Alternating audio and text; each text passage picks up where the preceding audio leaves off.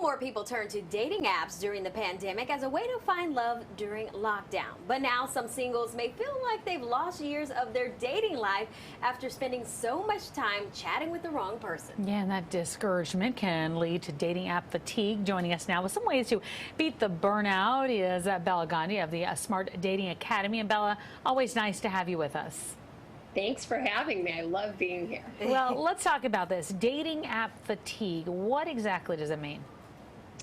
It's somewhat self-explanatory, right? We're tired of the effort that it takes to message and meet people on the dating apps. And if this sounds like you sound like every client that comes through Smart Dating Academy. But I'll tell you what, take solace, because the census says that 48% of adults in this country are unmarried or single, and at any given time, half of them are dating online. So I promise you, if you're feeling like you're a little sick of this, you are not alone. You're in great company.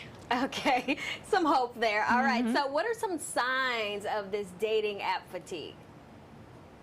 Well, let's say if the thought of opening your dating app makes you kind of feel nauseous and you're like, God, I'd rather get root canal, you're probably in dating app fatigue, right? So, I mean, but in all seriousness, when the thought of doing it just makes you want to go, oh my gosh, I can't do this for one more minute, you're in full-blown dating app fatigue. I guess as long as the idea of going on the date doesn't make you nauseous, right, you're doing all right. All right, so people think of dating apps like social media sites where you need to kind of take that break every now and then, just sort of detox from them. What do you think? Yeah, when I see clients going into that phase where they're just tired or they've overdated, whatever it is, I put them into what's called dating detox. And that's 30 days of no apps, no dates, nothing. Cold turkey, invest in yourself, do things that you love, right? Plant your garden, go to your soul cycle class, whatever the things are that bring you joy, do that for 30 days. I joke, like even if you sit next to the cutest guy you've ever seen in your life in the bus in Manhattan, just say, I can date you in 29 more days, because I'm in dating detox. That's a missed opportunity. All right, so a large survey by the dating app Badu found that millennials spend about an average of 90 minutes a day looking for a date. Is that too long, and how often should you be on the app?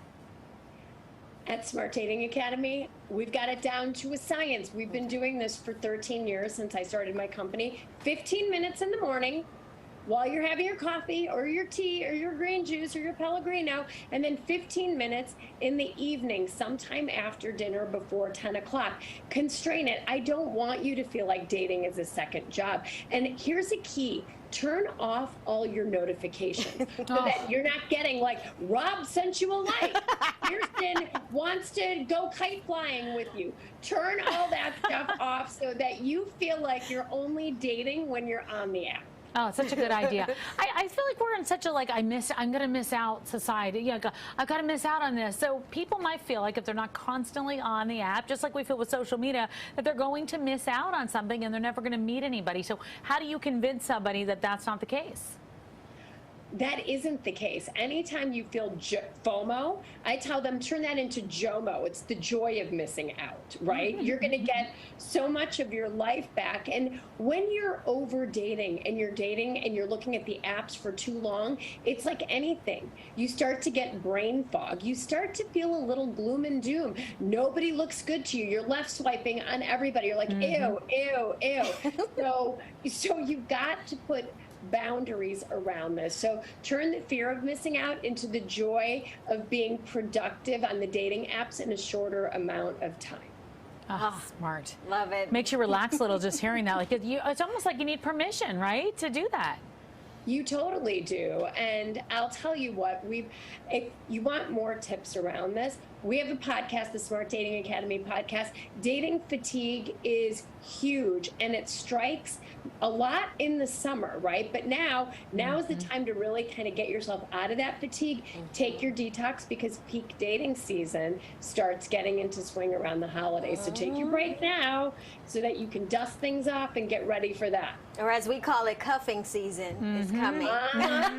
Bela, thank you so much for joining us today. We love to have you back. Love being here. Thank you.